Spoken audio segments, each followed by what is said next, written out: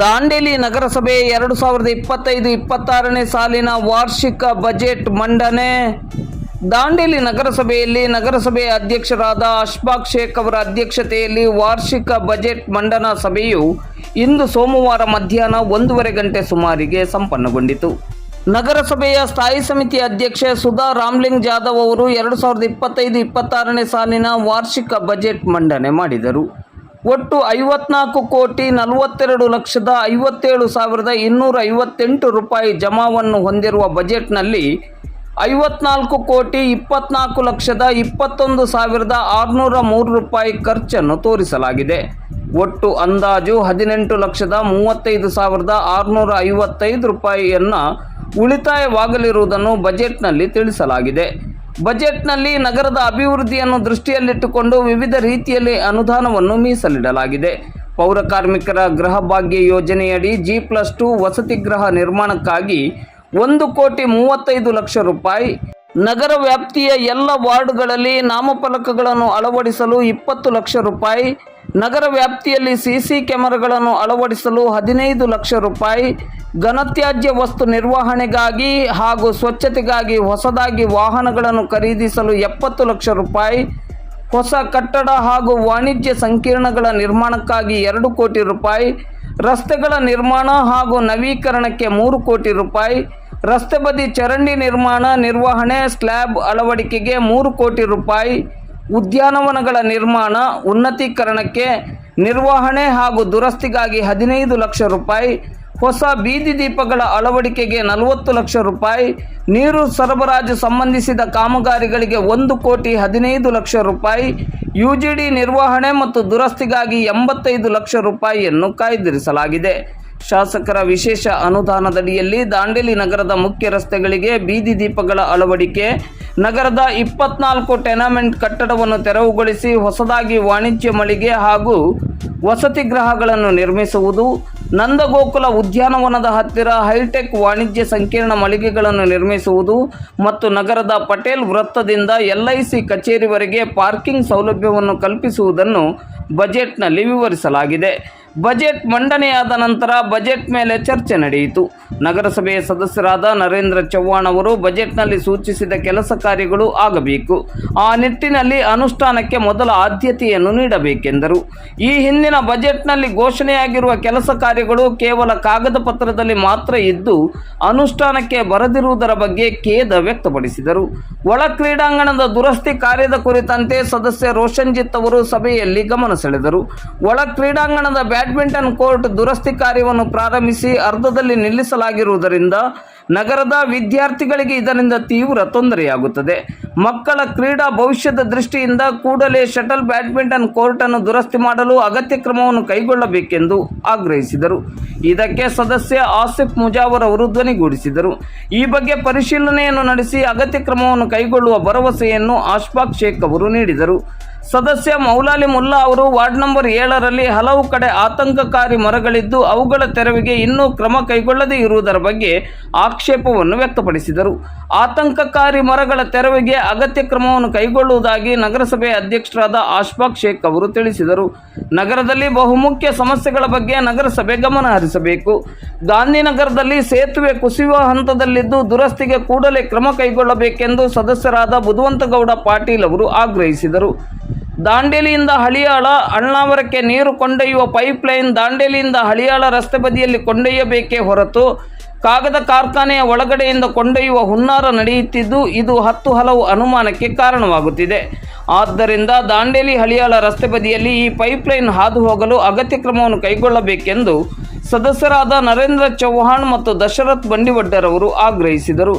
ಪರಿಶಿಷ್ಟ ಜಾತಿ ಪರಿಶಿಷ್ಟ ಪಂಗಡದ ವಿದ್ಯಾರ್ಥಿಗಳಿಗೆ ಈವರೆಗೆ ಲ್ಯಾಪ್ಟಾಪ್ ಟ್ಯಾಬ್ ಕೊಡದೇ ಇರುವುದರ ಬಗ್ಗೆ ಸಭೆಯಲ್ಲಿ ಸದಸ್ಯರಾದ ದಶರಥ್ ಬಂಡಿವಡ್ಡರ್ ಅವರು ಅನಿಲ್ ನಾಯ್ಕರವರು ಪ್ರಶ್ನಿಸಿದರು. ಸಭೆಯಲ್ಲಿ ಸರ್ಕಾರದ ನಿಯಮಾವಳಿಯಂತೆ ಆಸ್ತಿ ತೆರಿಗೆ ಪರಿಷ್ಕರಣೆಯ ಬಗ್ಗೆ ಚರ್ಚೆ ನಡೆಯಿತು.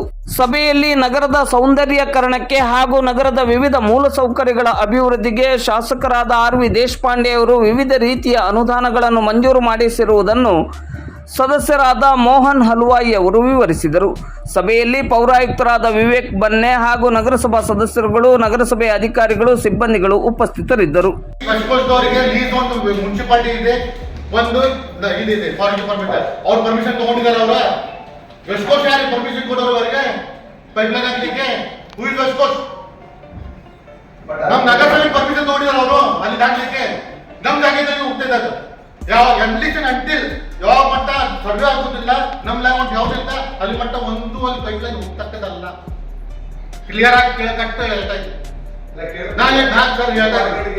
ಫಾರೆಸ್ಟ್ ಡಿಪಾರ್ಟ್ಮೆಂಟ್ ಕೇಳಿ ನೀವು ಲೀಸ್ ಒಳಗೆ ನೀವು ಪೈಪ್ ತಗೊಂಡು ಪ್ರೊವೈಡ್ ಮಾಡಿದ ಪರ್ಮಿಷನ್ ಕೊಟ್ಟಿದ್ದಾರೆ ಅಂತ ಕೇಳಿ.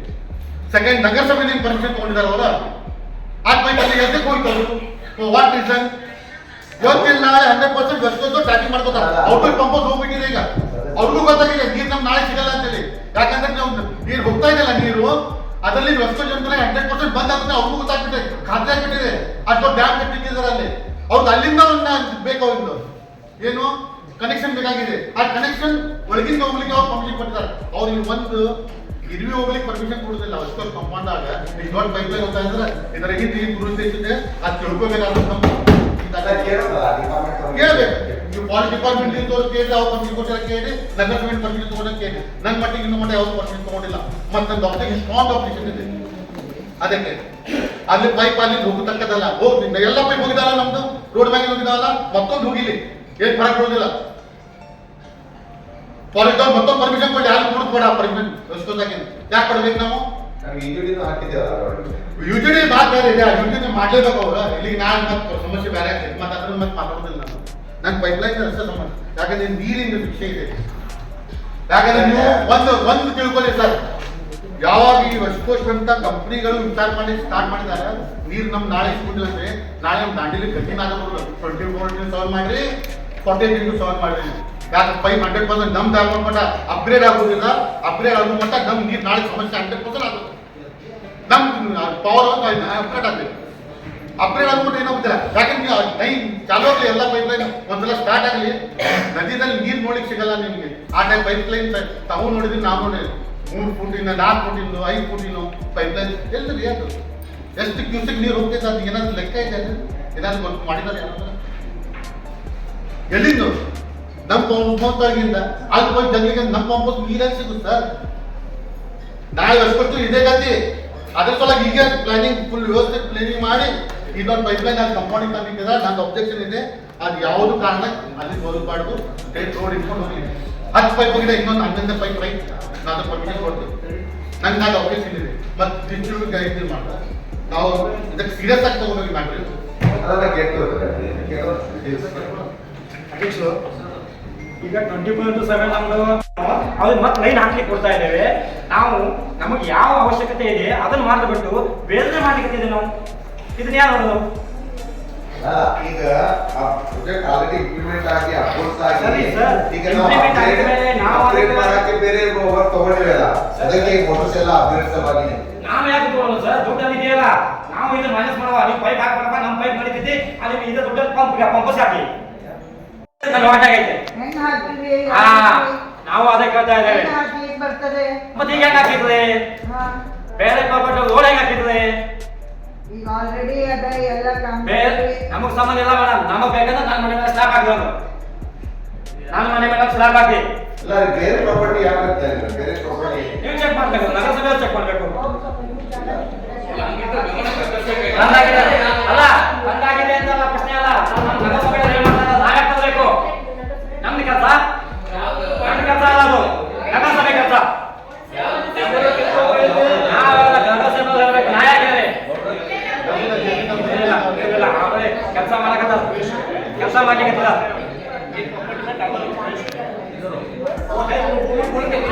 ನಾ ಹೇಳೋದಲ್ಲ, ನಾ ಹೇಳ್ಬೇಕು, ನಾ ಯಾಕೆ ಹೇಳಿ ಆ ರೋಡಿಗೆ ದುಡ್ಡಿಲ್ಲ ಅಂತಾರೆ.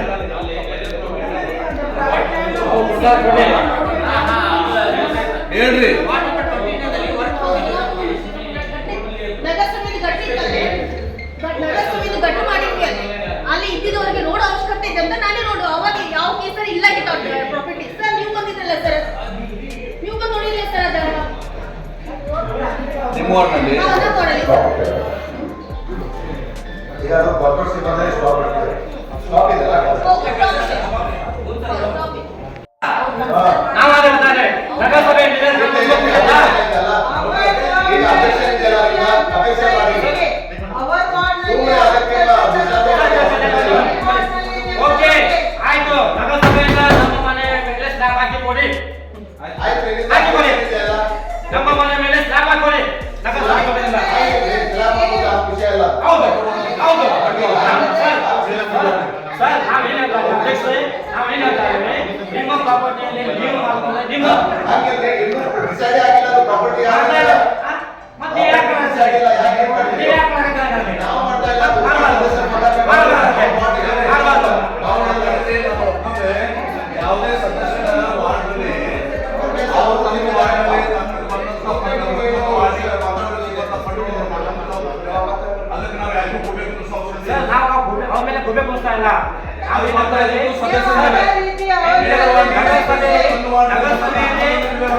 ನಗರಸಭೆ ಜಾಗಕ್ಕೆ ಕೆಲಸ ಮಾಡ್ತಾ ಇಲ್ಲ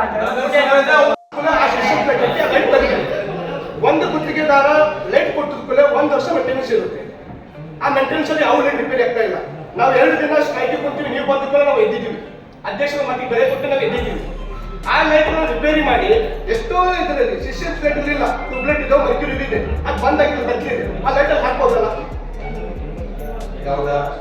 LED ಲೈಟ್ ಸ್ಟೇಟಸ್ ಬಂದಿದ್ದು 5 ಲಕ್ಷ ಮೊತ್ತದ ಕಾಮಗಾರಿ ಇದು ಲೈಟ್ ಅದು 5 ಲಕ್ಷ. ಈಗ CCMS ಅವರು ಬಂದ್ಮೇಲೆ ಅವ್ರು ಏನ್ ಲೈಟ್ ರಿಪ್ಲೇಸ್ಮೆಂಟ್ ಮಾಡಿದಾರಲ್ಲ ಅವರೇ ಅದ ರಿಪ್ಲೇಸ್ಮೆಂಟ್ ಮಾಡಿ ಏನ್ ಹಾಕಿದ್ರೆ ಅದು ಮಾಡ್ತಾ ಇದಾರೆ. ಈಗ ಟ್ಯೂಬ್ಲೈಟ್ ಮರ್ಕ್ಯೂರಿ ಇದಾವೆ, ಈಗ ನೀವು ಗೌರ್ಮೆಂಟ್ ಕಳಿಸಿದ್ರಿ ಅದು ಅಪ್ರೂವ್ ಆಗುತ್ತೆ, ಇನ್ನೂ ಲೇಟ್ ಆಗುತ್ತೆ. ರಿಮೈನಿಂಗ್ ಬ್ಯಾಲೆನ್ಸ್ ತಂದು ಅದಕ್ಕೆ ಸ್ವಲ್ಪ ಒಂದು 2 ಕೊಡಲಿಕ್ಕೆ ನಾವು ಇದು ಮಾಡಿದಲ್ಲ, ಸ್ಟ್ಯಾಂಡಿಂಗ್ ಕಮಿಟಿಗೆ ಅಪ್ರೂವ್ ಕೊಟ್ಟಿವಿ. ಖರೆ ಆ ಪಾಯಿಂಟ್ ಒಳಗೆ ನೋಡ್ರಿ, ಹಳ್ಯಾಳ ನಗರಸಭೆ ಪುರಸಭೆ ದಾಂಡೇಲಿ ನಗರಸಭೆ ಕಡೆಯಿಂದ ಪರವಾನಗಿ ತಗೋಬೇಕಂತ ಪಾಯಿಂಟ್ ಹಾಕಿ ಅವ್ರಿಗೆ ಕೊಟ್ಟಿದ್ದಾರೆ. ಸೊ ಅವ್ರು ಇನ್ನೂ ತನಕ ಯಾರು ಪೈಪ್ ಲೈನ್ ಅವ್ರು ಬಂದಿಲ್ಲ. 101 ಕೆರೆ ಆಗಲಿ 24x7 ಹಳ್ಯಾಳ ಆಗಲಿ ಯಾರು ಬರ್ತಾ ಇಲ್ಲ. ಅವ್ರು ಬಂದು ನಮ್ಮಂತರ ನಮ್ಮ ಕಡೆ ತುಂಬುವಂತ ಇನ್ಕಮ್ ಬರುತ್ತೆ. ಸೊ ಯಾವುದೇ ಪ್ರೊಸೀಜರ್ ಆಗ್ತಾ ಇಲ್ಲ. ದಯವಿಟ್ಟು ಅದು ಹೇಳ್ತಾ ಇದ್ರು ಕರೆಕ್ಟ್. ಬಟ್ ಏನಿದೆ, ಯಾವ್ದು ಜುಡಿಷಿಯರಿ PWD ರೋಡ್ ಇದೆ ಅಲ್ಲಿ ಅವ್ರು ಹಾಕುವಾಗ ನಮ್ಮ ಹತ್ರ ಬಟ್ ಅಲ್ಲಿ ಪರ್ಮಿಷನ್ ಇಲ್ಲ. ಬಟ್ ಏನಿದೆ, ಈಗೇನು ಹಳ್ಳಿಗೆ ಹೋಗ್ತಾ ಇದೆ ಪೈಪ್ ಇದೆ, ಅದು ಓಲ್ಡ್ ಇಂದ ಸಮ್ ಪೋರ್ಷನ್ ನಮ್ಗೆ ಬರ್ತೈತೆ. ಅದು ನಮ್ಮ ಹತ್ರ ಪರವಾನಗಿ ತಗೊಂಡ ಅಂದ್ರೆ ಅವಾಗ ಇದು ಕಮಿಷನರ್ ಸರ್ಚ್ ಮಾಡಿದ ಅವಾಗ. ಆಮೇಲೆ ಅವ್ರು ಯಾವಾಗ ಎಲ್ಲಿಂದ PWD ರೋಡ್ಗೆ ಬಂತು, ಆ PWD ನಿಂದ ಪರ್ಮಿಷನ್ ತಗೊಂಡ ಇಲ್ಲ. ಆಮೇಲೆ ಡಿಪುನಿಂದ ಹೋಗೋದು ಲೈನ್ ಇದೆ, ಅದು ಫಾರೆಸ್ಟ್ ಡಿಪಾರ್ಟ್ಮೆಂಟ್ ನಗರಸಭೆ ವ್ಯಾಪ್ತಿಯಲ್ಲಿ ಪೈಪ್ಲೈನ್ ಹಾಕುವಾಗ ನಗರಸಭೆ ಪರವಾನಗಿ ತಗೋಬೇಕಂತ ಕೊಟ್ಟಿದ್ದಾರೆ. ಅದೇ ಪರವಾನಗಿ ಹಳ್ಯಾಳದಿಂದ ಪಾಸ್ ಆಗ್ತಾ ಇದೆ 105 ಕೆರೆಗೆ, ಅಲ್ಲೂ ತಗೋಬೇಕಂತ ಪರವಾನಗಿದಲ್ಲಿ ಕೊಟ್ಟಿದ್ದಾರೆ. ಇನ್ನೂ ತನಕ ನಮ್ಮ ಕಡೆ ಯಾರು ಪರವಾನಗಿ ತಗೊಂಡಿಲ್ಲ. ದಯವಿಟ್ಟು ನೋಡಿ, ದಾಂಡೇಲಿಯಲ್ಲಿ ಹಡ್ತಾ ಇರುವಾಗ ಸದಸ್ಯರಾಗ್ಲಿ ಜನಕ್ಕಾಗ್ಲಿ ನಮ್ಗೆ ಕೇಳ್ತಾರೆ ಏನ್ ಯಾವ ಪೈಪ್ಲೈನ್ ಆಗ್ತಾ ಇದ್ದಾರೆ, ನಮ್ ಗಮನಕ್ಕೆ ಇರೋಂಗಿಲ್ಲ. ಯಾವ ಪೈಪ್ಲೈನ್ ಆಗ್ತಾ ಇದಾರೆ, ಏನ್ ಆಗ್ತಾ ಇದಾರೆ, ಜಾಕ್ವೆಲ್ ಕಟ್ಟಿದ್ದಾರೆ, ಪರವಾನಗಿ ತಗೋದಿಲ್ಲ. ಸೊ ಅದ್ರ ಬಗ್ಗೆ ನಮ್ಗೆ ಬರುವಂತ ಇನ್ಕಮ್ ಬಂದಿಲ್ಲ, ಅದು ಪರ್ಮಿಷನ್ ತಗೊಂಡ್ಕೊಳ್ಳಿ ನಮ್ಗೆ ಏನ್ ತುಂಬುವಂತ ರೇವಣಿ ತುಂಬಿಕೊಂಡ್ರೆ ನಮ್ಮ ನಗರಸಭೆಗೆ ಇನ್ಕಮ್ ಆಗುತ್ತೆ. ಸೊ ನಾವ್ ಯಾಕೆ ಬಿಟ್ಕೊಡುವಾಗ ಜಾಗ ಬಗ್ಗೆ ನಾನು ಸ್ಪಷ್ಟೀಕರಣ ಈಗ ಕೊಡಲ್ಲ. ಯಾಕಂದ್ರೆ ಜಾಕ್ವೆಲ್ ಪರ್ಮಿಷನ್ ಆಗಿದ್ದು ಆಗಲ್ಲ. ಆಮೇಲೆ ನಿಂದ ಇಂತ ಯಾಕಂದ್ರೆ ಕರೆಕ್ಷನ್ಗೆ ಅವಕಾಶ ಇದೆ.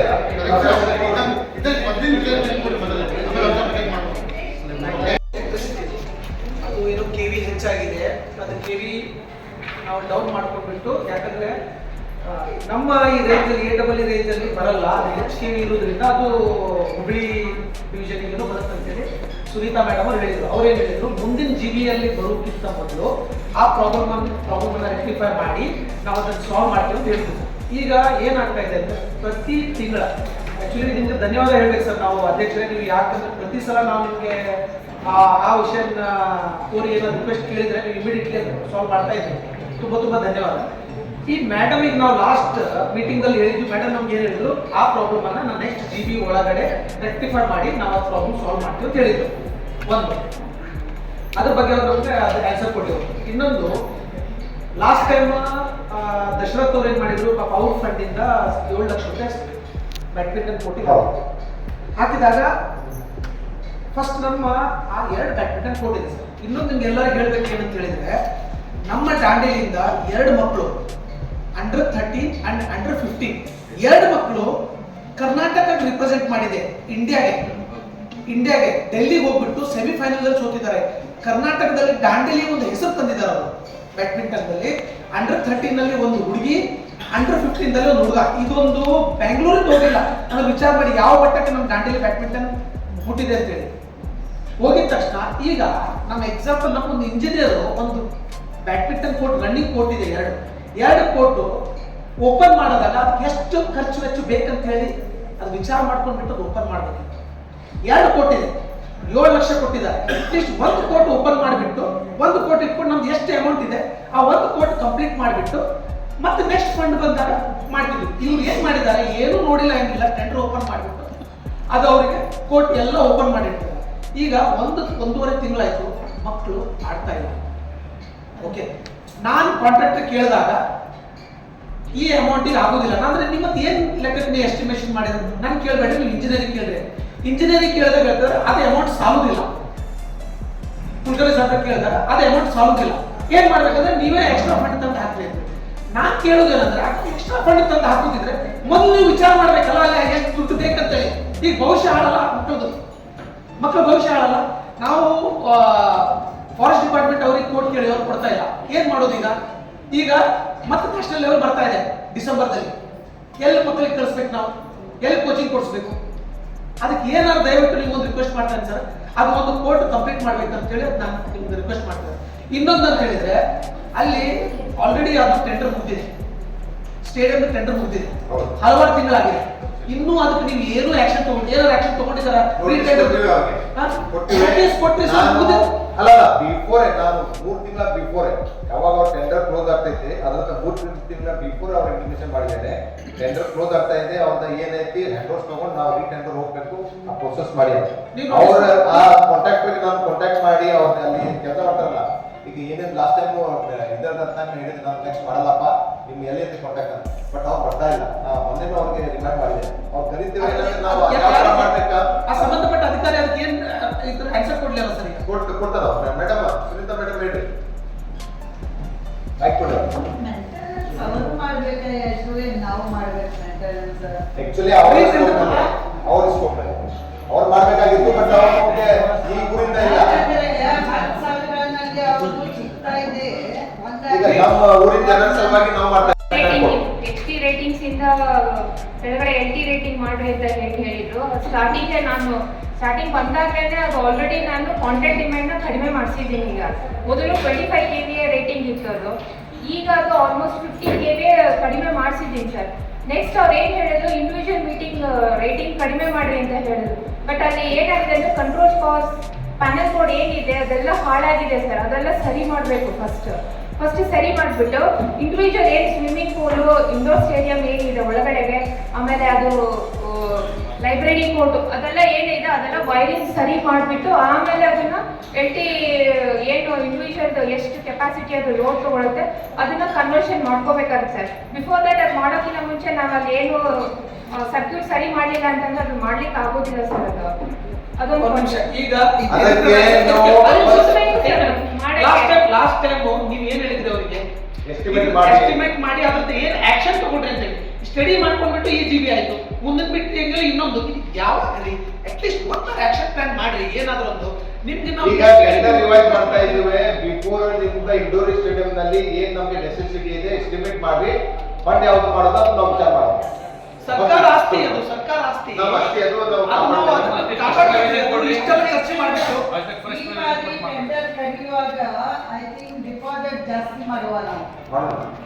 ಡಿಪಾಸಿಟ್ ಮಾಡುವ ಬೇಡ, ಬಟ್ ಟರ್ಮ್ಸ್ ಅಂಡ್ ಕಂಡೀಷನ್ ಮಾಡುವ. ನಾನು ಏನು ಹೇಳುದು, present situation madam, present situation ಅಲ್ಲಿ ಕರೆಂಟ್ ಪ್ರಾಬ್ಲಮ್ ಇದೆ. ಏನಾಗ್ತಾ ಇದೆ ಅಂದ್ರೆ ನಾವು ಲೋಕಲ್ ನಮ್ದು ಏನು ಎಲೆಕ್ಟ್ರಿಸಿಟಿ ಬೋರ್ಡ್ ಅವರಿಗೆಲ್ಲ ಮೀಟಿಂಗ್ ಮಾಡಿದಾಗ ಪಾಪ ಅವ್ರ ಹೆಲ್ಪಿಗೆ ಮುಂದೆ ಬರ್ತಾ ಇದ್ದಾರೆ. ಸಂಜು ಗೊತ್ತು, ಅಧ್ಯಕ್ಷರಿಗೆ ಗೊತ್ತು. ಅವ್ರು ಏನ್ ಹೇಳ್ತಾರೆ, ನಮ್ಮ ಮಿತಿಯಲ್ಲಿ ಇಲ್ಲ ಇದು.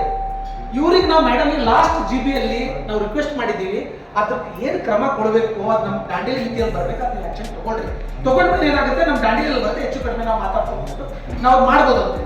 ಈಗ ಹೇಳ್ತಾ ಇದ್ದಾರೆ ಈ ತರ ಪ್ರಾಬ್ಲಮ್ಸ್ ಇದೆ. ಆ ಪ್ರಾಬ್ಲಮ್ಸ್ಗೆ ಏನ್ ನಾವು ಸಾಲ್ವ್ ಮಾಡ್ಬೇಕು ಅದನ್ನ ನಾವು ವಿಚಾರ ಮಾಡಿದ್ರ, ಏನಾದ್ರು ಆಕ್ಷನ್ ಪ್ಲಾನ್ ತಗೊಂಡಿದ್ರ? ನೀವು ಹೇಳ್ತಾ ಇದ್ರಿ ವೈರ್ ಚೇಂಜ್ ಮಾಡ್ಬೇಕು, ಅದಕ್ಕೆ ನೀವೇನಾದ್ರು ಆಕ್ಷನ್ ಪ್ಲಾನ್ ಮಾಡಿದ್ರ? ಈಗ ಸರ್ ಆಲ್ರೆಡಿ ಈಗ ನಾನು ಅದನ್ನ ಒಂದು ಡಿಟೇಲ್ ರಿಪೋರ್ಟ್ ಬರ್ದಿದ್ದೀನಿ ನಾನು ಸರ್. ಡಿಟೇಲ್ ರಿಪೋರ್ಟ್ ಬರ್ದು ಮತ್ತೆ ಯಾವ ಫಂಡಲ್ಲಿ ತಗೋಬೇಕು ಅನ್ನೋದು ಬೇಕಲ್ಲ ಸರ್ ನನಗೂ. ಇಲ್ಲ ಓಕೆ ಸರ್. ಸರ್ ಈಗ ಕೋರ್ಟ್ ಇಂಪ್ರೂವ್ ಮಾಡಲಿಕ್ಕೆ ಕೋರ್ಟ್ ಇಂದ ನಾನು ಹೋಗಿದ್ದೆ, ಕುಲಕರ್ಣಿ ಕರ್ಕೊಂಡು ಹೋಗಿದ್ದು, ನಾನು ಹೋಗಿ ನೋಡಿದ್ದೇನೆ. ಈಗ ನಮ್ಮ ದಶರಥರು ಫಂಡ್ ಹಾಕಿದ್ರು, ಬಟ್ ಅವರು ನಾನು ಅದೇ ಹೇಳಿದೆ, ಸೇಮ್ ನಿಮ್ದು ಕ್ವಶನ್ ನಮ್ಮ ಕ್ವಶನ್ ಸೇಮ್ ಆಯ್ತು. ನಾ ಏನ್ ಹೇಳಿದ್ದೆ, ನಿಮ್ಗೆ ಸಪೋಸ್ ಬಜೆಟ್ ನಲ್ಲಿ ಆಗೋದಿಲ್ಲ ಅಂದ್ರೆ ಯಾಕೆ ಟೆಂಡರ್ ತಗೊಂಡ್ರಿ, ಹೇಗೆ ನಾವು ನಡೆಸ್ತಾ ಇತ್ತಲ್ಲ. ಬಟ್ ಅಲ್ಲಿ ಓಪನ್ ಮಾಡಿದ ಮೇಲೆ ಅದು ಟೋಟಲಿ ಹಾಳಾಗಿದೆ. ಈಗ ಅದಕ್ಕೆ ಎಷ್ಟು ಫಸ್ಟ್ ಗೊತ್ತಾಗ್ತಾ ಇಲ್ಲ. ಈಗ ಅವರು ಕಾಂಟ್ರಾಕ್ಟರ್ ಮಾತಾಡಿದ್ದೇನೆ, ಎಷ್ಟು ಅಮೌಂಟ್ ಅದಕ್ಕೆ ಬೇಕು ಮತ್ತೆ ಡೀಟೇಲ್ ಕೇಳಿದ್ರು. ಅವಾಗ ನಾವು ಅದಕ್ಕೆ ಏನ್ ಮಾಡೋದು ವಿಚಾರ ಮಾಡೋಣ ಸರ್. ಇದು ಆಕ್ಷನ್ ಪ್ಲಾನ್ ಎಷ್ಟು ದಿನ? ಯಾಕಂದ್ರೆ ಈಗ ಡಿಸೆಂಬರ್ದಲ್ಲಿ ನ್ಯಾಷನಲ್ ಲೆವೆಲ್ ಬರ್ತಾ ಇದೆ ಸರ್. ಮಕ್ಕಳು ಪದಾರ್ಥ ಇದ್ದಾರೆ ಏನ್ ಮಾಡ್ತಾ ಇದಾರೆ ತಂದೆ ತಾಯಿ ಸ್ಯಾಟರ್ಡೆ ಸಂಡೇ ಹುಬ್ಳಿ ಹೋಗ್ತಾ ಇದಾರೆ ಮಕ್ಕಳು. ಅಲ್ಲಲ್ಲ ನಮ್ಗೇನೈತಿ ನಾವು ಫಸ್ಟ್ ಯಾರು ಹಳೆ ಇದಾನಲ್ಲ ಅವನು ನಮ್ಗೆ ಹೆಡ್ವರ್ ಮಾಡ್ಬೇಕು. ಯಾಕಂದ್ರೆ ನಾವು ಅವ್ರಿಗೆ ಮಾಡ್ಕೊಡುದಿಲ್ಲ ಈಗ. ಸರ್ ಹ್ಯಾಂಡ್ ಓವರ್ ಮಾಡೋದಲ್ಲ ಸರ್, ಅವ್ರು ಟೆಂಡರ್ ಮುಗಿತು, ಅವ್ರ ರೋಲ್ ಮುಗಿತು, ತಗೊಂಡು ನಾವು ಮಾಡ್ತೇವೆ. ಇವತ್ತಿನ ಡೇಟಿಗೆ ತಗೊಳ್ಳಿ ಸರ್, ಆಕ್ಷನ್ ತಗೊಳ್ಳಿ, ಇವತ್ತಿನ ಡೇಟಿಗೆ ತಗೊಳ್ಳಿ, ಅದು ತಗೊಂಡ್ಬಿಟ್ಟು ಅದಕ್ಕೆ ಆಕ್ಷನ್ ತಗೊಳ್ಳಿ. ಅಲ್ಲ ಅವ್ರಿಗೆ ನಾವು ನೋಟಿಸ್ ಕೊಡಿ ಮೇಡಮ್. ನೋಟಿಸ್ ಮತ್ತೆ ಕೊಡುದಲ್ಲ ಸರ್, ಮುಗಿತು ಅವ್ರದ್ದು. ಏನು ಅವ್ರು ಯಾಕೆ ಬರ್ತಾ ಇಲ್ಲ? ಸರ್ ಈಗ ಆಲ್ರೆಡಿ ನಾನು ನೋಟಿಸ್ ಕೊಟ್ಟಿದ್ದೀನಿ ಸರ್, 2 ನೋಟಿಸ್ ಕೊಟ್ಟಿದ್ದೆ. 2 ನೋಟಿಸ್ ಕೊಟ್ಟಿದ್ರೆ ಆಕ್ಷನ್ ನಮ್ಮ ಆಯ್ತು ನಾವು ಸೀಲ್ ಮಾಡೋದು ನಾವು ಸೀಲ್ ಮಾಡಿ ನಮ್ಮ ತಾವಿಗೆ ತಗೊಂಡ್ರಿ ನೀವು, ಏನ್ ಮಾಡಕ್ ಬರ್ತೇವೆ? ನಮ್ಮ ತಾವಿಗೆ ತಗೊಂಡ್ರಿ ನೀವು. ಯಾಕಂದ್ರೆ ಅದು ನಾವು ಮಾಡ್ಲೇಬೇಕು. ಕೋರ್ಟ್ ನಾವು ರಿಪೇರ್ ಮಾಡ್ತೀವಿ, ಹೌದು, ನಾವೇ ಮಾಡ್ಬೇಕು. ನಾವೇ ಮಾಡ್ಬೇಕು.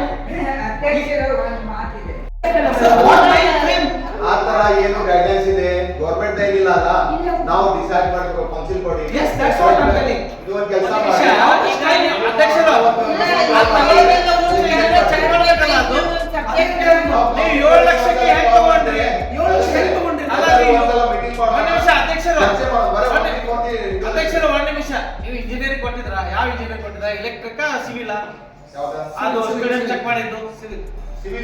ಮತ್ತೆ ಸಿವಿಲ್ ಇಂಜಿನಿಯರಿಂಗ್ ಗೊತ್ತಾಗಿಲ್ಲ ಅದು ಓಪನ್ ಮಾಡೋದು ಅಂತ ಹೇಳಿ ಮಕ್ಕಳೆಲ್ಲ ಆಡ್ಬೇಕು. ಎಲ್ಲ ಆಡ್ಬೇಕು. ನಾವು ಪ್ರಾಕ್ಟೀಸ್ ಹೆಂಗ್ ಮಾಡ್ಬೇಕು? ಅದು ಕ್ವಶನ್ ಇದೆ. ನಾವು ಇಂಜಿನಿಯರ್ ಮಾಡೋದು ಕೆಲಸಕ್ಕೆ ನಾವೆಲ್ಲ ಊರ್ ಜನರಿಗೆ ಹಾಳು ಮಾಡೋದಾ? ಇದು ತಪ್ಪಲ್ಲ. ಇದು ಒಂದು ಮಿಸ್ಟೇಕ್ಸ್ ಅಲ್ಲ, ಇಂಥವೆಲ್ಲ ಬಹಳಷ್ಟು ಮಿಸ್ಟೇಕ್ ಇದಾವೆ.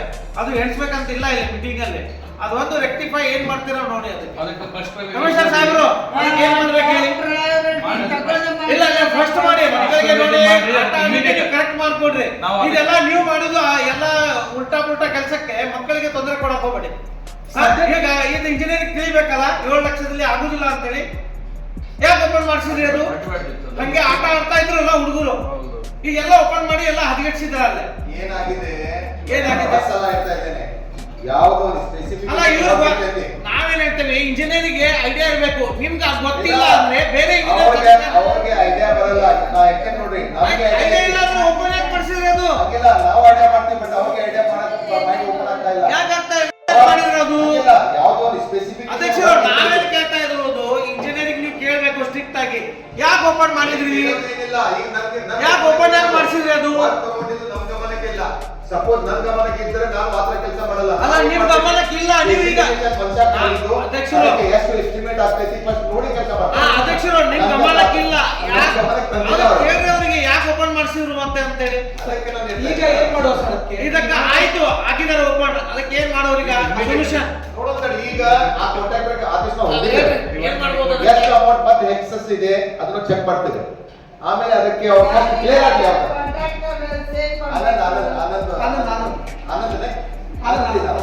ಸರ್ ಹೆಚ್ಚುವರಿ ಆಯ್ತು ಅಂದ್ರೆ ರಿವೈಸ್ ಮಾಡ್ಕೊಡ್ರಿ. ಅದಕ್ಕೆ ಅಡ್ಜಸ್ಟ್ ಮಾಡಬಹುದು ಮಾಡಿ ಆದಷ್ಟು ಬೇಗ ರಿವೈಸ್ ಮಾಡ್ಕೊಡ್ರಿ. 5 ತಿಂಗಳ 7 ತಿಂಗಳ 1 ವರ್ಷ ಇಟ್ಕೊಬೇಡ್ರಿ.